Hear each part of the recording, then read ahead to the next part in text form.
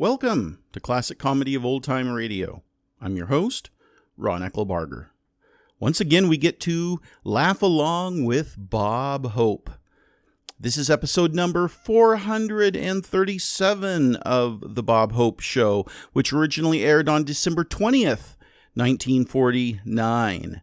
So we also get to celebrate Christmas in March. Well, here now is Bob Hope with his special guest, Rhonda Fleming, and one other special guest makes an appearance. You'll recognize him. For Swan Soap, it's Bob Hope.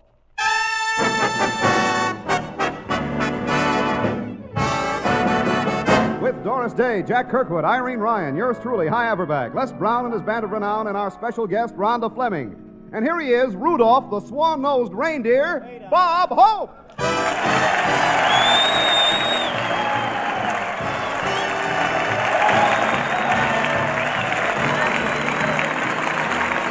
you very much. Thank you. How do you do, ladies and gentlemen? This is Bob welcoming the Ohio State football team, Hope, telling you fine athletes to use Swan soap in your showers. You'll be so fragrant in the Rose Bowl, you'll confuse the opposing powers. And before the California team makes a tackle, they'll say, "Pardon me, you one of the players or one of the flowers?" Yes, sir, we have the Ohio State football team in the audience tonight. The NBC ushers got scared when they saw all those big husky bruisers walk in. They thought it was another raid by CBS. And there was really excitement when the Ohio State boys started tearing down all the signs in the lobby. They thought the NBC stood for Nothing Beats California.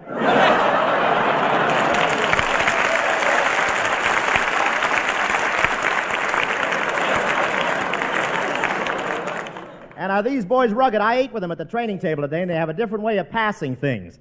You're now looking at the fool who asked for the gravy.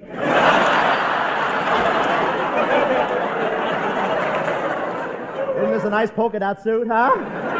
I played conference football, you know. Played conference, really I did. The coaches always held a big conference on how to keep me off the team. Really, I'd have been a great lineman except for the way I was built. When I crouched down, my weight was facing the wrong team.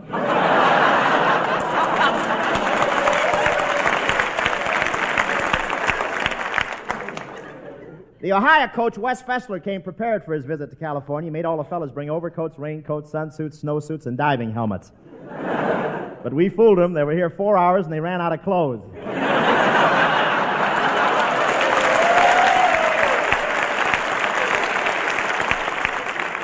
I won't say how much rain we've had over the weekend, but this year we're harvesting the oranges with nets. Things were really floating around here over the weekend. I drove to the Coliseum Sunday to see a football game. When I got there, I parked in my own garage.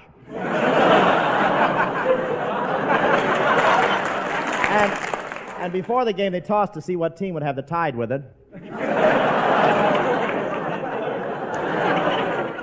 Yes, sir, the Los Angeles Rams were playing the Philadelphia Eagles in the Coliseum, but after the first 10 minutes, it looked like the Long Beach Mud Hens playing the Signal Hill Gophers and the La Brea Tar Pits.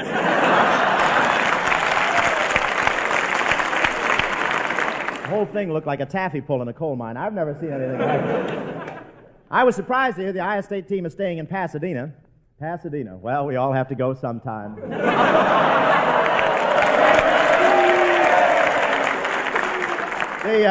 The coach wanted these boys to get lots of rest, and Pasadena doesn't allow any noise at all over there. They arrested a bellboy at one Pasadena hotel for disturbing the peace.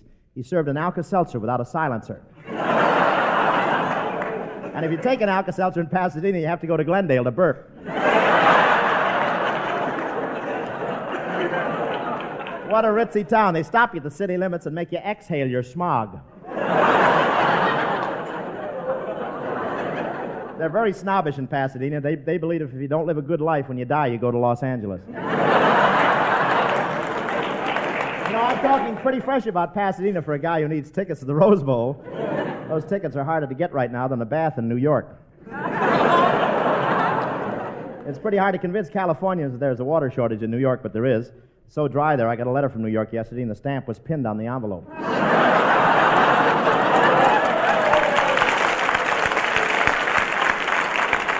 I hope they adjust that condition soon, because with the water shortage, people are drinking so much milk that last week on a New York farm, one cow turned to another and said, "I hope this thing is over soon, dear. It's certainly been a long pull."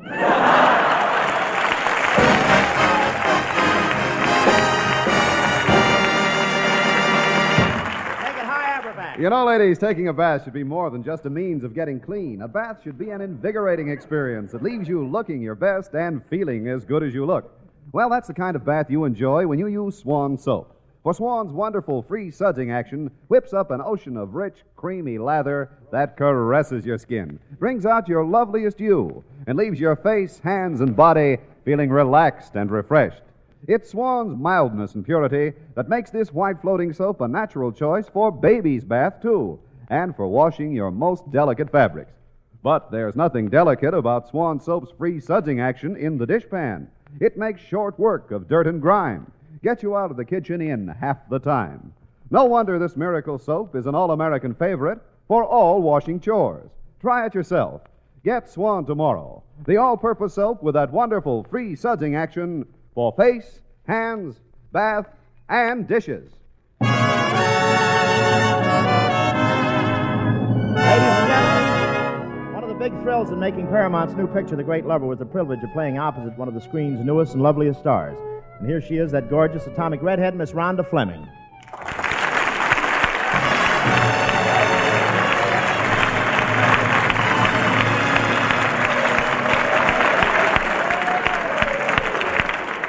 Welcome to our little swan bake, Rhonda. Well, thank you, Bob. That was a wonderful introduction, by the way. But why should I get all that applause? Well, the Ohio football team is in the audience. They know a good formation when they see one. Hiya, fellas. Gee, you're certainly a lovely vision tonight. With those green eyes and that red hair, you look like a traffic signal. A traffic signal? Uh-huh. Well, it's lucky for me your age put you in the safety zone.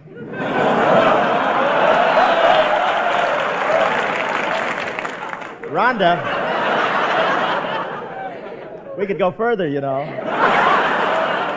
Later, Bob. Rhonda, that's not gray in my hair. It's frost. I forgot to wear my smudge pot earrings last night. Rhonda, I haven't seen you since we whipped up The Great Lover. By the way, you know how Paramount happened to choose me to play The Great Lover, don't you? The economy wave? Please, girl, name one actor who could have played the part better than I did. Well, let's see. There's Van Johnson. Van Johnson, you mean the pumped-up Mickey Rooney? Look, Rhonda, I don't want to disillusion you, but Van Johnson's a big fake. Even his freckles are phony. Oh, you mean those freckles aren't real? No, MGM sprays ketchup at him through a screen door. That takes care of him. Next. Well, then what about a more mature actor like Charles Boyer? All women are crazy about him. His voice is so soft and muffled. Yeah, my voice would be soft and muffled, too, if I strained it through my eyelashes. Next. Oh, you can't discourage me, Bob. There's lots of actors who could have played The Great Lover. For instance, what about Cary Grant? Yeah, what about old Notch Chin? Bob, that's a dimple in his chin, and I love it. Dimple. I've got the same thing 3 inches higher, and they call it a hole in my head.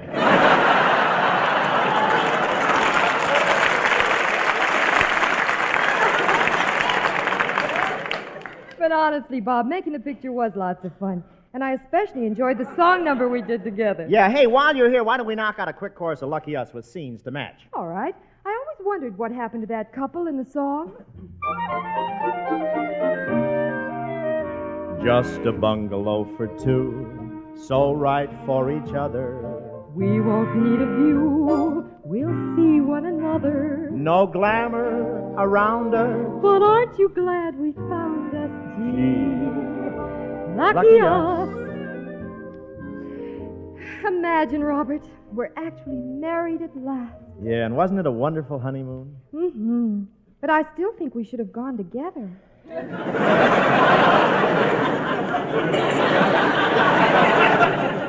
Well, this way it saved one bus fare, but I don't care. I don't care if we're broke. Whenever I feel real blue, I just sing a song. Just a bungalow for two, homes are right for each other. Hey, shut up in there! Oh, that nasty old man next door. He's always complaining. Don't pay any attention to him. Just remember that ooh is my itsy-bitsy little snuggamuggums, and my snuggamuggums is the prettiest girl in the block. Ah, you mustn't say pretty things like that, Poppy. You'll turn Snookums' head. Never mind Snuggum's head, you're turning my stomach.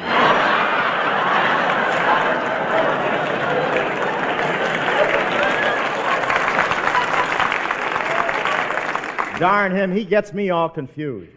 Robert, what are you doing? Well, I'm I didn't want to show you till I finished. Come on now. What are you doing? Oh, I'm sewing little things. Robert, you didn't tell me. Well, I wanted it to be a surprise. I'm making a shower curtain for the canary's bird bath. Oh, how cute. How about giving me a kiss?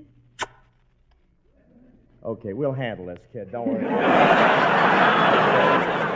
Okay. Here, now, you give it back. All right, there. Got it? Uh-huh. Now I'll give it back to you. No, I'll give it back to you. Then I'll give it back to you. I'll wait for a fumble if it takes all night.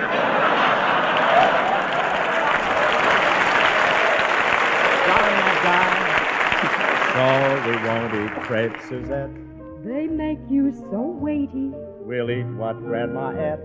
She lived way past 80. No pheasants in brandy. No pills we must keep handy. Gee, lucky us. Now let's look in on the same couple. They've been married now for 10 years. Boy, are you hopeless. Oh, shut up, fathead.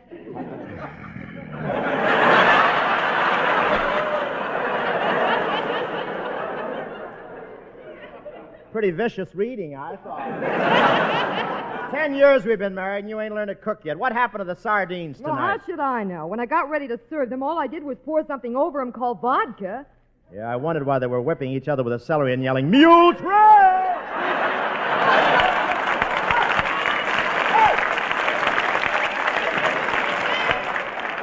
Oh, I don't know why I ever married you in the first place. Are you kidding? We've been married 10 years. You still don't know how to cook. What's wrong with my cooking? Well, you shouldn't be so careless with the ingredients. Yesterday I found a razor blade in the biscuits.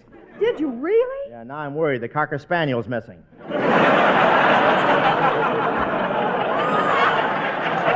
I wonder what could have happened to him. I don't know, but my birthday cake had a cold nose. Well, what are you complaining about? Back here, Bob. What are you complaining about? My marriage has really been a disappointment. It has, huh? Yes, it has. I always looked forward to an addition in the family. I dreamed of sitting in the evening and listening to soft gurgling in the next room. You've got it. Your old lady's in there hitting the bottle again. There'll be socks and things to mend. I'll keep you in stitches. Time is all we'll spend. With us, time is riches. Oh, Mother, we've been married 50 years this week. I know it, Robert. Remember our first anniversary? Yes. We danced till dawn. We sure did. You put the anniversary waltz in the phonograph, and I cranked it up. That's right. Do you feel like dancing now? Yeah, but tonight you'll have to crank me up. Well, you are beginning to look kind of ancient. I noticed lately your bones are cracking up a bit. Yeah, they sure are cracking. Getting so I can't tell whether it's my Rice Krispies acting up or me sitting down. Gosh, Pa, you're not as lively as you used to be. Whatever happened to your get up and go? It went, and it ain't come back yet.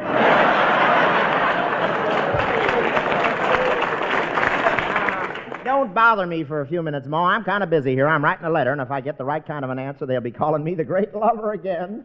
You mean you're asking Santa Claus for some celery tonic? No, I'm writing to Alvin Barkley for advice. So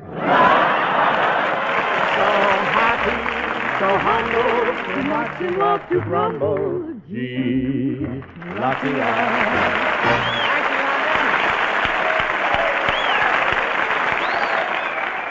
Swan wrappers from America mean soap for Europe's needy. Only 11 more Care Swan days left. Send your Swan wrappers to Care, Boston 1, Massachusetts. Friends, tonight we have a message from two of baseball's all-time greats, voted this year's most valuable players in the major leagues, Jackie Robinson and Ted Williams. Here's Ted Williams from Boston. Tomorrow, most of you youngsters all over the country are starting your Christmas vacations. I know you'll have it all over the kids in Europe because there's a desperate shortage overseas of everything. Not just Christmas presents, but the very necessities of life. Food and clothing and even soap. I'm sure I don't need to remind you that Christmas will mean a lot more to you if you give as well as receive. And take it from me, you can help plenty during these next few days before Christmas. And now, I want to wish all you boys and girls a very Merry Christmas, and I know you'll get in there and pitch. Thanks, Ted Williams, and here's Jackie Robinson from New York. Fellows and girls, you can make Christmas a lot brighter for those needy kids in Europe just by spending a few hours of your Christmas vacation collecting swan wrappers from your family, friends, and neighbors, and mail them to CARE, Boston 1, Massachusetts. Soap may not sound like much of a Christmas present to you, but to those kids in Europe, it may mean the difference between sickness and health. And believe you me, the pleasure you'll get from helping boys and girls less fortunate than yourselves will give you a bigger bang on Christmas morning than all the presents in the world. Thank you, Jackie Robinson. Remember, send swan wrappers to CARE, Boston 1, Massachusetts. Because for every 2 wrappers sent in, CARE will speed a cake of swan soap to some needy youngster overseas. Here's Les Brown and his Subjects of Petrillo bringing Warner Brothers' Reason for Mistletoe. Our lovely queen of melody, Miss Doris Day, ladies and gentlemen.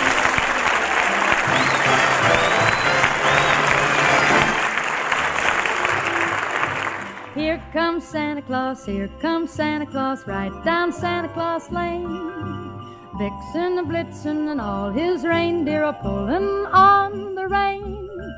Bells are ringing, children singing, all is merry and bright. Hang your stocking, say your prayers, 'cause Santa Claus comes tonight. Here comes Santa Claus, right down Santa Claus Lane. He's got a bag that is filled with toys for the boys and girls again. Hear those sleigh bells jingle, jangle, what a beautiful sight. Jump in bed, cover up your head, 'cause Santa Claus comes tonight. Santa Claus comes tonight.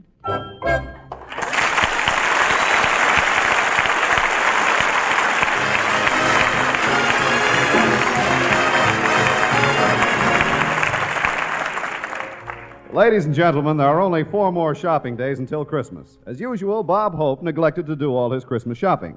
So we find him now walking along Hollywood Boulevard, making his way through the crowds.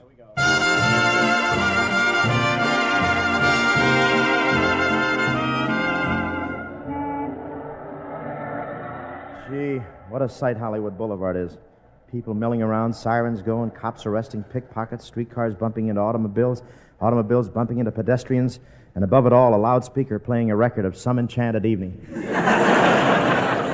Well, I'd better get over to the store and... Oh, hello, Bob. Oh, hi, Doris. What are you doing up on Hollywood Boulevard? Well, I just have one more present to buy, and it's pretty tough making a choice because this guy I have to buy it for has such perfect taste. He's so discriminating, such a man of the world. Well, who is this guy? Me?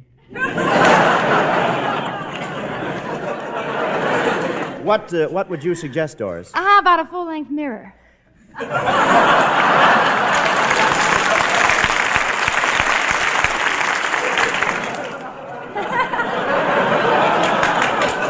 We'll cue you when we want to, you know.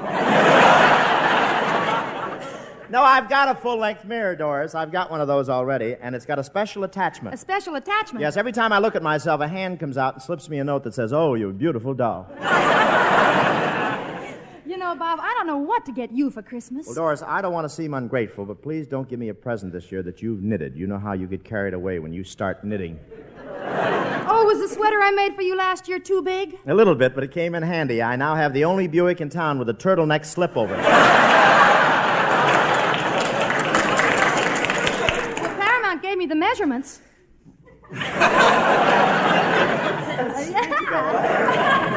Gets a laugh with a straight line. Go ahead, it's all right. Don't let it go to your next line. It's all right, honey. You know, Bob, I'll bet everybody has a gift problem. I wonder what all these people on Hollywood Boulevard are buying. Well, it ought to be easy enough to find out. I'll just ask a few of them. Maybe you'd like to interview me, young man. Well, how about this? How about this? Now they're devaluating people.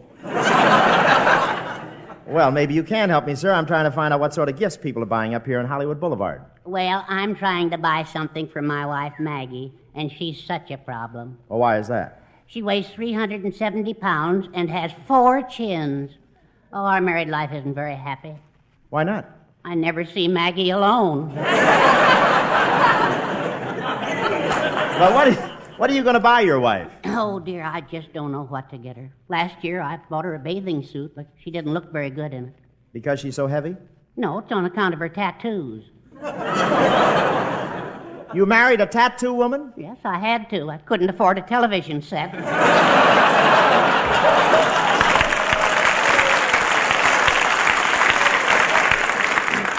But we almost got a divorce. Why?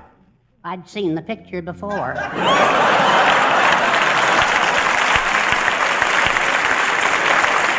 Well, thanks very much. Gee, there's a lot of people up here on Hollywood Boulevard. I wonder who I ought to talk to next. Oh, here comes someone. It's a woman. I think it's a woman. Hello, Mr. Hope. I was wrong. It's Irene Ryan.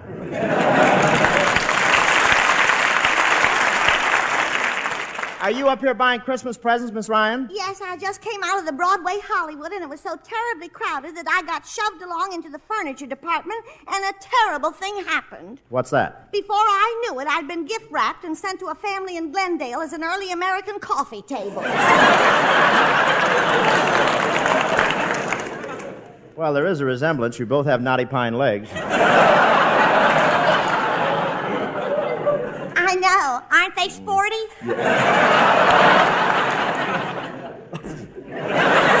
Well, I guess you're happy that you've got all your Christmas shopping done, huh? Oh, no, I'm not happy at all. I just hate the idea of being away from my folks at Christmas. I'm especially homesick today because I just got a letter from my mother. From your mother? Yes. I've got the letter right here. She writes to me, Dear George.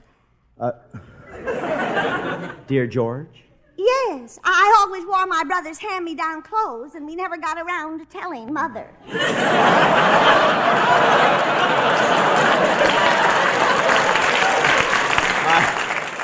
I wondered why you were wearing spats. Oh, but I don't look like a man now, do I? No, I think you look gorgeous, George. Say,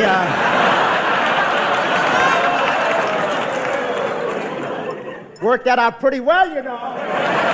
Go on with the letter, Miss Ryan. Okay. The letter says, well, it's Christmas time again, and we certainly do miss you. Here at home, we have the usual cold weather. The snow and ice brought on an annual attack of lumbago. It's a little better now, but I still have a terrible pain in the neck. That reminds me, how are you, dear? Gee, it's lonely without you at Yuletide season. Last night, your father and I sat in the living room staring at your vacant chair. Then we got out the family album and looked at all the pictures of you. I think we were better off staring at the vacant chair. We would like to see you soon, dear. Your room is exactly the way you left it. We sure wish you'd come home and clean it up. Well, goodbye, Mr. Hope. Goodbye, Miss Ryan.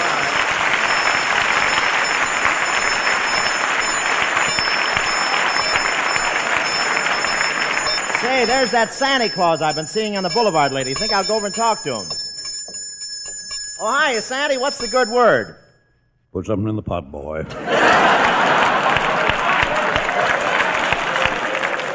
Well, how you feeling tonight, Santa? Oh, miserable, boy, just miserable.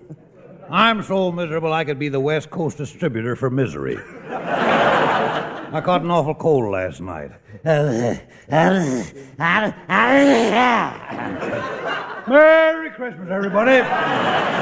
You have got a bad cold. I wouldn't have caught this cold if people would only learn. Learn what? To cover a man up after he's been thrown out of a saloon.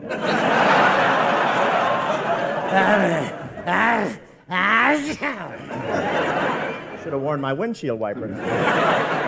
I could have had double pneumonia. Really? Yeah, but I didn't want to make a pig out of myself. Yeah.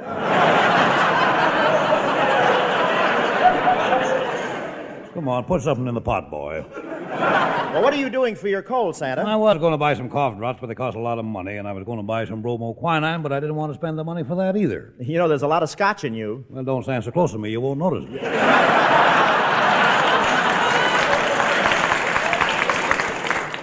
Say, Look, I've been asking people along the boulevard about their Christmas shopping. Are you buying any presents this Christmas? Oh, yes.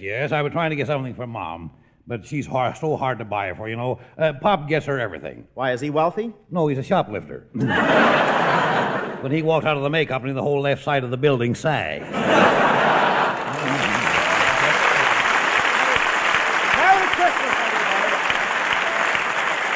Merry Christmas, everybody. Well, Bing Crosby.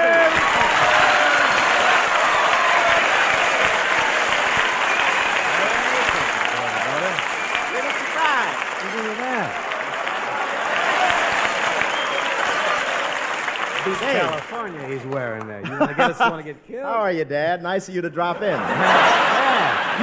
Well, I was listening to the show outside there, Bob, and I knew you'd have some time to spare, so I thought I'd fill in the gap, you know? You've not only filled it, you're overflowing, Bob. Well, of course, this is the time of the year when people drop in on people, and you are people, aren't you? I don't tell. The insults I have to take to get a free guest star, isn't it? What's that, Robin? Just open your mouth and let's have it, Dad. Silent night, holy night, all is calm, all is bright, round yon virgin mother and child, holy infant, so tender and mild, sleep in heavenly peace, sleep in heavenly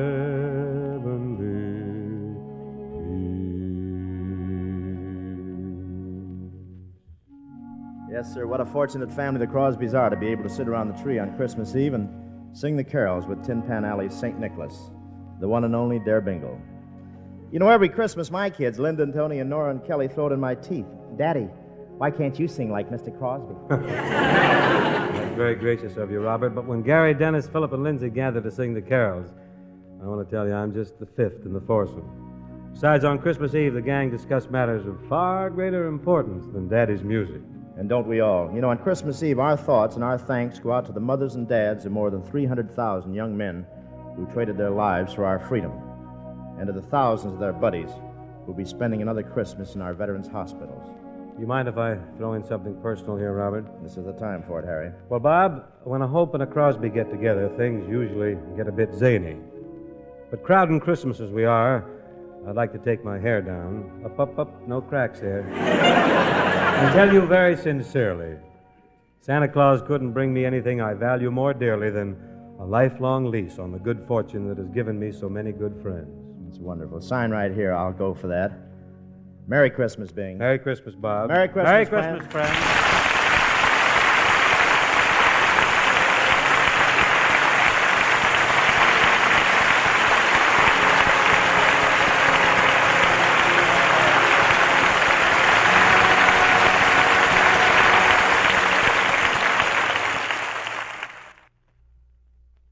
Are you that girl everyone's raving about? She found her own rave number on the dial-a-wave chart. Now she's my number one rave. She's my sweet, sweetheart. Rave and only Rave Home Permanent brings you the easy-to-use dial-a-wave chart to end guesswork in home waving. A flick of your finger and there's your rave number, your personal guide to the perfect wave for your kind of hair. So fast, yet so sure, Rave Home Permanent gives you exactly the amount of curl you want, long-lasting yet more natural from the very first day.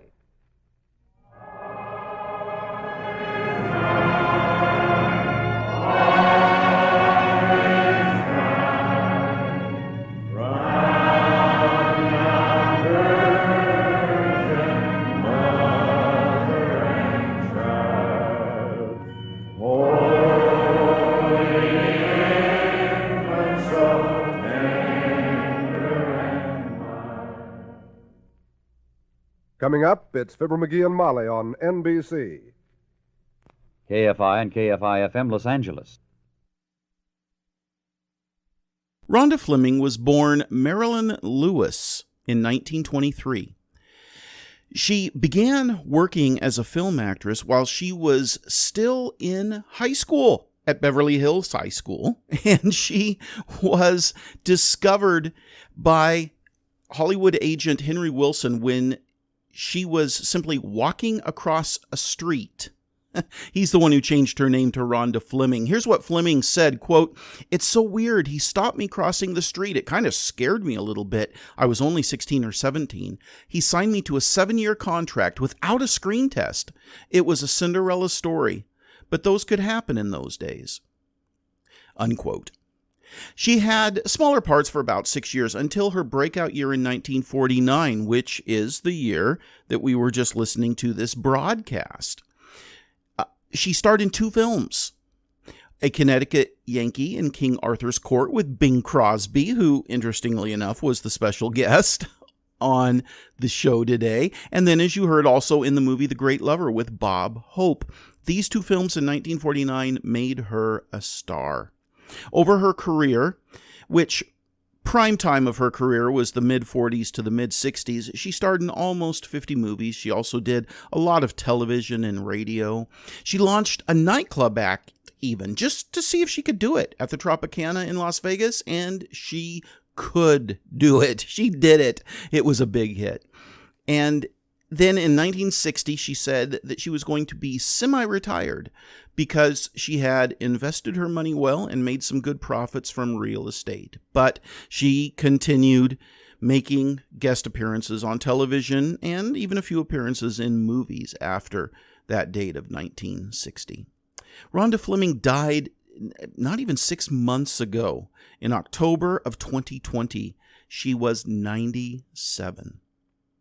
Please send your questions and comments to host@classiccomedyotr.com. Come back next Wednesday for another episode of The Bob Hope Show, and check in on Friday for the next installment of The Life of Riley. Until we meet again, in the words of Sir Peter Ustinov, unfortunately, a superabundance of dreams is paid for by a growing potential for nightmares.